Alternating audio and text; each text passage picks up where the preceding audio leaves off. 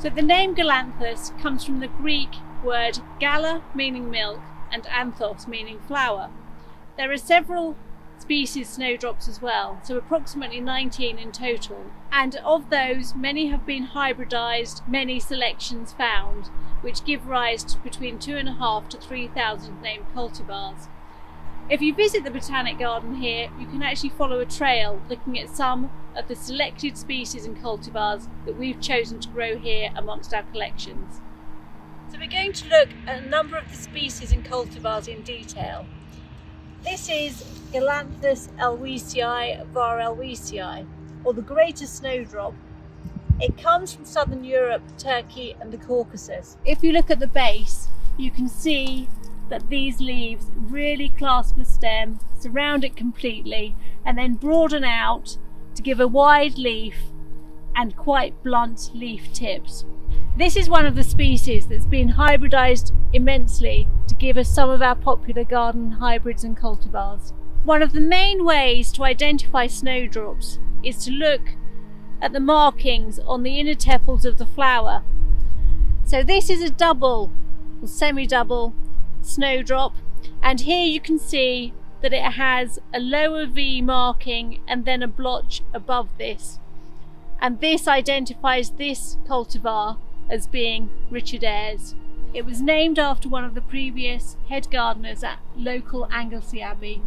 We're now looking at Galanthus Wendys Gold, and this was found locally at Wandlebury Wood. It's very, very unusual. It doesn't form clumps as many of the other Galanthus do and grows quite slowly. Its key characteristic is this gold ovary and slightly paler leaves with a yellowish tinge.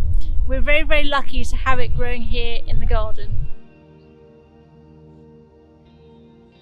This is Galanthus Viridipiche, and if you look at the outer tepals here, you can see a distinct green mark at the base of this rather than a green mark on the inner tepal, along with this very, very short spathe which sits at the back of the flower.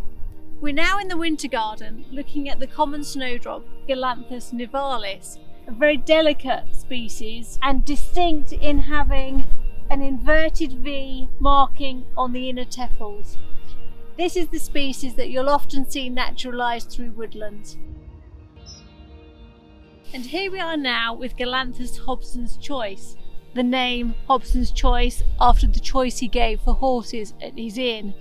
But he's also commemorated in Hobson's Conduit, which runs along the front of the Botanic Garden here. This is quite a large cultivar, and it has very large flowers that you can see here, good sized outer tepals. And if we look inside, you can see here a very, very distinct, large, inverted V marking. This is Galans Sherlockia, which is yet to flower fully, but you can see it has an outer marking on the outer tepal. The key feature here is this extraordinary spathe, which is split in two and very, very lengthy.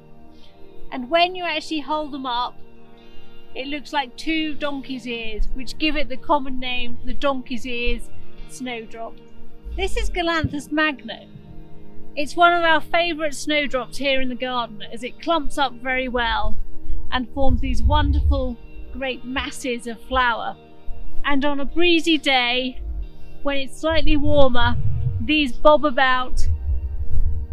This is Galanthus Placatus.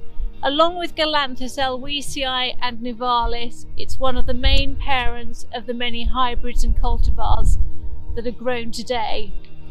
One of its key features is this quite fat ovary, but particularly this broad glaucous leaf, which is folded along its length, so it has quite a clear, almost mid-rib to the leaf on the back, and the outer edges of the leaf are folded back too.